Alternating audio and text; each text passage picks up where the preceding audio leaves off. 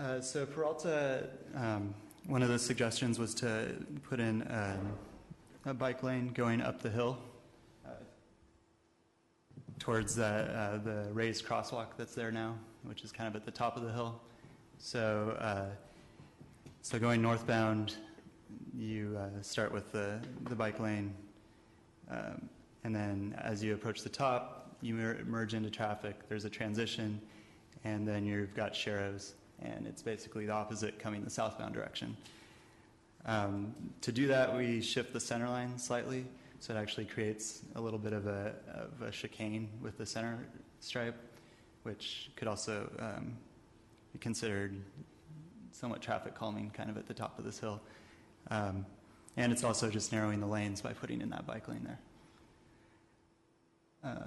Then it transitions to Sharrows going up to Marin. Another thing I just wanted to touch on briefly was that Poston and Peralta, you've got that sweeping right turn heading up to Poston that it's pretty wide and you get pretty high speeds turning right there. So we were looking at if we could do something.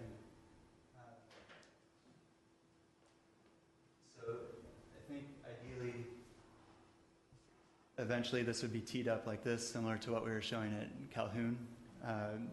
It would just clean up that intersection, slow down traffic turning onto Poston, and provide more crossing opportunity of Peralta. And so ideally, this is what it would become someday. We looked at trying to do something like this with just temporary channelizers. The difficulty is there's a driveway going into the crosswalk and then two driveways kind of directly adjacent to those.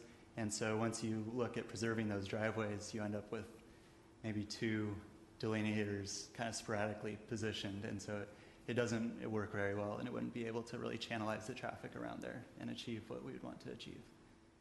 So we were looking at that, but it doesn't look like it's something that could be done right now. But someday, maybe this could be implemented.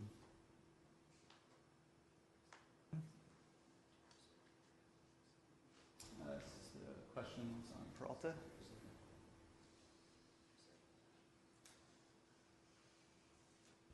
You also have the H lane on the east side of Peralta. Correct. Mm-hmm. Yeah, so where we drop the bike lane, we keep an edge line, basically. Mm-hmm. Yeah.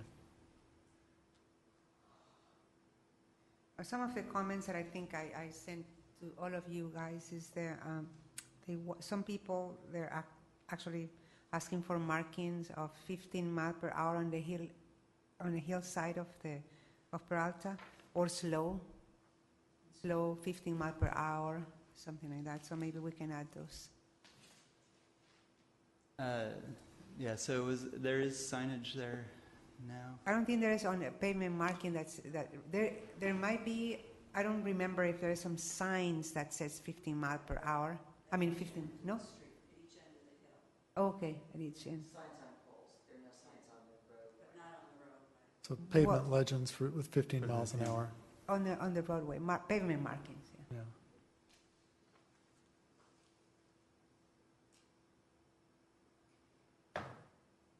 I think there was also a comment maybe about additional crosswalks. Is that right? Maybe not. Right. There was a comment about the crosswalk on Francis, I think, in one that showed, and I don't think on this plan, but on the Francis project that showed kind of like on half of the grade, the hill on Peralta, that I think it was a mistake. Oh, the stop sign. The stop sign. Yeah, that was a mistake. Not crosswalk, stop sign. Yeah, that was a stop sign. That should not have been shown there. I think the only that I recall, and I do think I have them. I have the comments also here with me. Is there was a question about the crosswalks if they're going to remain the way they are right now. So that's what I remember. Okay. Yeah. So we're not proposing to change those.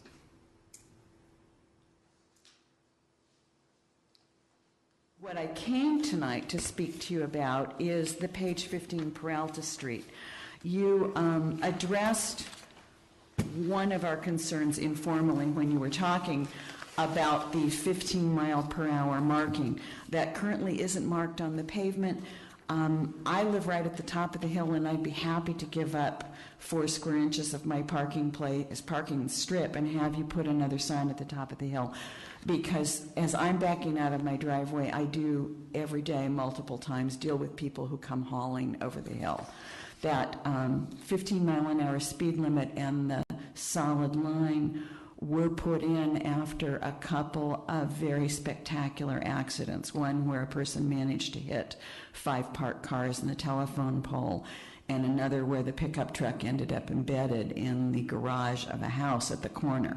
So the 15-mile-an-hour matters on the hill. There's several of us who have no sight line as we're backing out of our driveway at all. It's already an area that's heavily trafficked with bicyclists, and I'm concerned when I look at this picture that this may be a dashed center line and not the solid line. It wasn't addressed, and I hope someone will ask.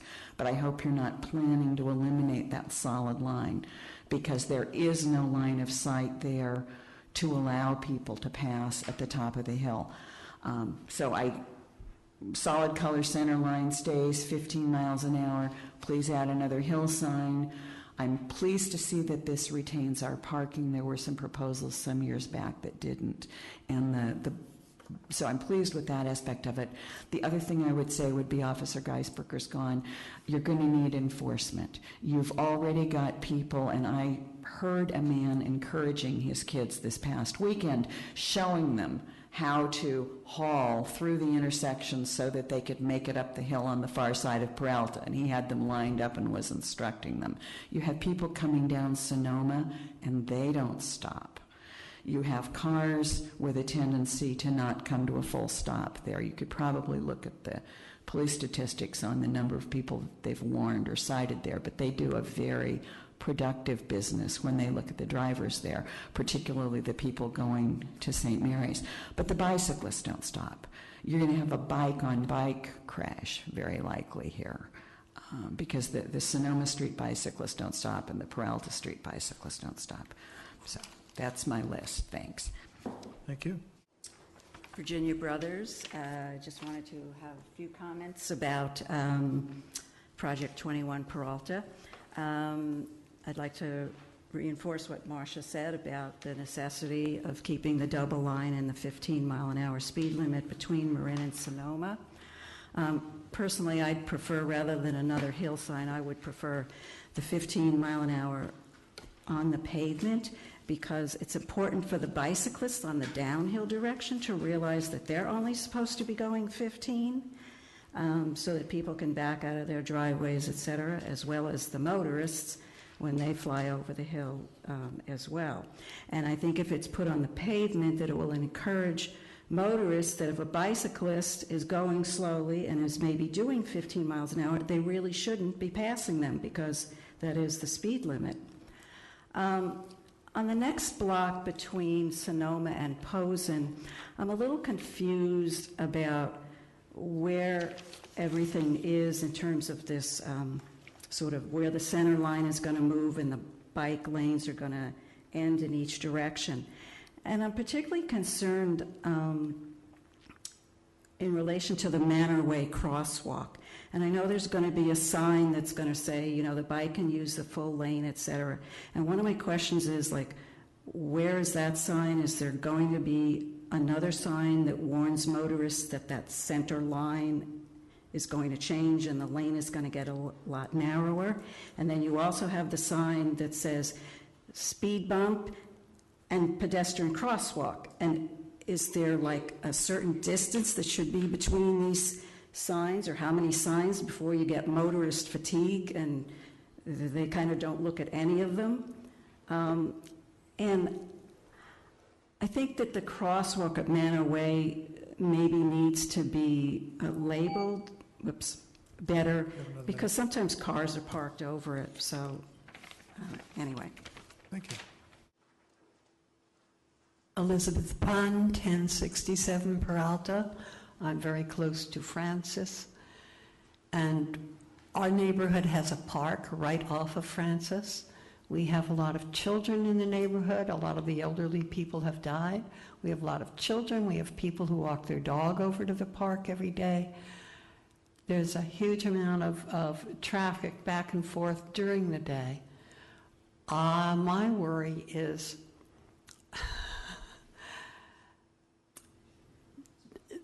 there's the crossing there. There is no crossing there, and there's no safe crossing there. One neighbor said they should put a stop sign there. Somebody else said, no, not a stop sign, but maybe one of those berms like they have at Manor Way that says that will slow people and is also a crossing. However, the problem is the driveway is on the other end. There's a hard way to figure out where to do it. But cars come around Posen and up the hill, he's right, quite quickly. To me, my worst problem is the left turn from Francis on to Peralta. I consider it the worst left turn in the city. Somebody else says there's a worse one. Because you're inching out, because everybody's parked along the street, especially on weekends, and before 9:30 in the morning and close to like 4:30 in the afternoon, you have a lot of parking there, a lot of people who are retired, but also people who stay home and take care of their kids.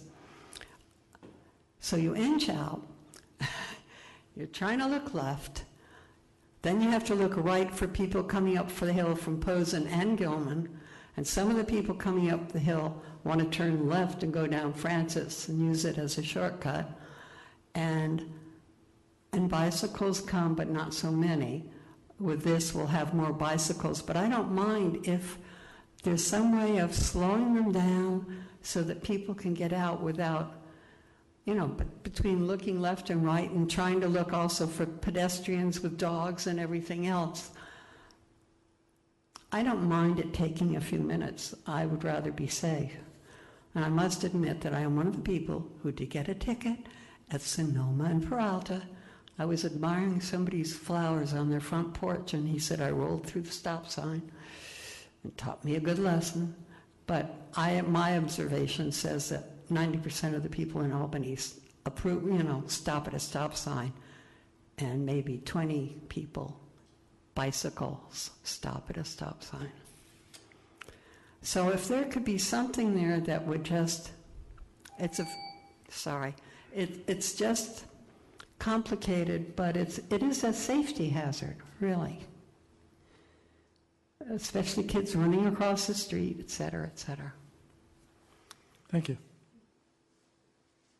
Peralta, the plans for Peralta between Sonoma and Posen shows 6-foot wide cycling lanes, but the cross sections show 5-foot wide cycling lanes. So don't know what's going on with that, but that needs to be cleared up. And the lanes need to be 6 feet wide, although maybe in the really steeply uphill sections, they could be 5.5 feet wide because people will be riding very slowly in that section. And so they'd have, a shorter reaction distance if a motorist opened a car door in front of them. So that takes us to Peralta.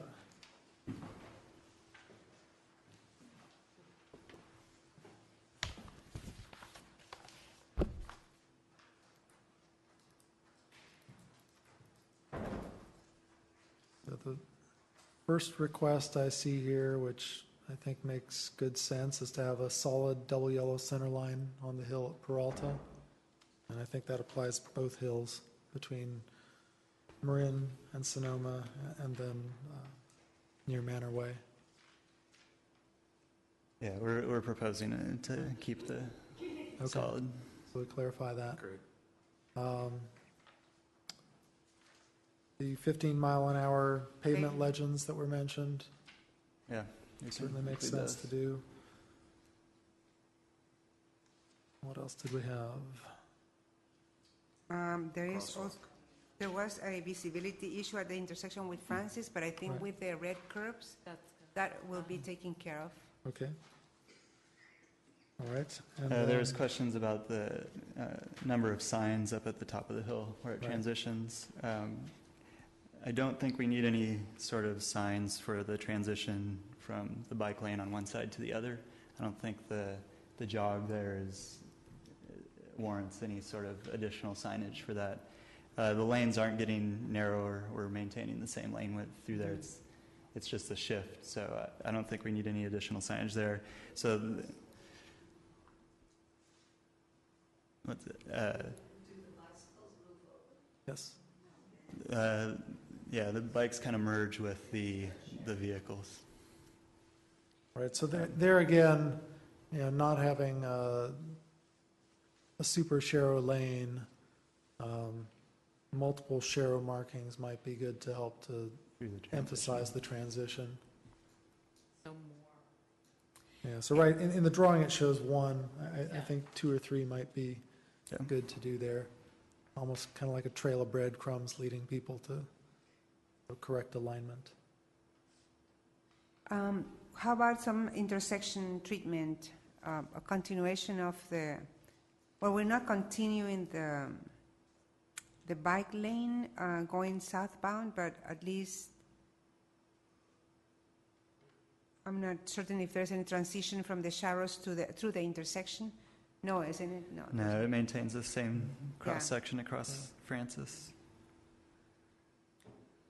I guess the only transition I'm familiar with recently is on MLK. So, and Fareed, help me with the street there. That's north of Rose, where you're going from a big wide boulevard and the lane ends, the bike lane ends, and there's a merging bikes. There's some signage, there's some on-street writing, and there's some arrows that actually direct traffic out of the bike lane on into the Sherrod area. Right, so the intersection? Through the intersection? No, I'm actually not talking about the intersection, I'm sorry. I'm talking about between intersections. So this is actually on the Alameda. On the Alameda. Between Hopkins and Yolo and Berryman. That sounds right. So it's just south of the library. Yes. Yeah. So there where the bike lanes end, we have a transition with markings, so that might be something to look at. Here we don't have the cars needing to shift away from the bike lane because the mid-block condition is that the bike lane ends. So cars are just they'll have to shift over into the shared use lane. And we do have a continuous edge line along that entire route, so that stays fixed. And so the bikes kind of would continue along the bike lane, continue along that edge line. The bike lane stripe ends and continues into the Sharrows. And then it's sort of the cars that have to jog over. Cars are merging with the bikes. Yeah, so the cars are merging with the bikes there. Yeah, interesting. I'm also curious, how's the sight line there looking ahead if you're I assume the crest of the hill is around where the Manor Way crosswalk is? Yeah, it's actually a little bit south of there. So we don't end the bike lane before, I think there's 50 feet or so once you kind of reach the top. And then there's a little bit of a plateau up there. And that's where that crosswalk is and where the transition occurs. Okay, so the cars can actually, drivers can actually see the lane shifting. Yeah. Okay. And we did a standard shift. That's what defines that length between where there's no bike lanes at all. That's a standard shift taper and for a 25 mile per hour design speed. So it's not going to feel like an abrupt transition, but I think that in combination with all the additional striping that's out there is going to have a pretty good traffic calming effect. Okay. Sounds good. All right. And so really, those pavement markings are what we're going to be using to warn motorists of the bike lane merge. Mm-hmm. Or really, the bike lane ending and the need to merge. Okay. Report on the traffic circles on Posen and Peralta, which I When I drove checked by those, recently. It didn't seem that bad. I'm sorry, Well, go yeah, ahead. that's right, they're not bad. The only thing, and there's some areas, corners that maybe they're a little bit broken, Okay, but I don't think it's a pedestrian hazard there. The only thing I think we need is to add reflectors for the evening. That's the only thing that I know that you guys say that I didn't need to report, but I just wanted to just report that. Okay. I checked them, and I think the reflectors are something that we need to install. okay. It's on my plate. All right, good. If you need any guidance on like the pattern for installing them, I can send you a Why don't you standard send it? drawing. I need guidance.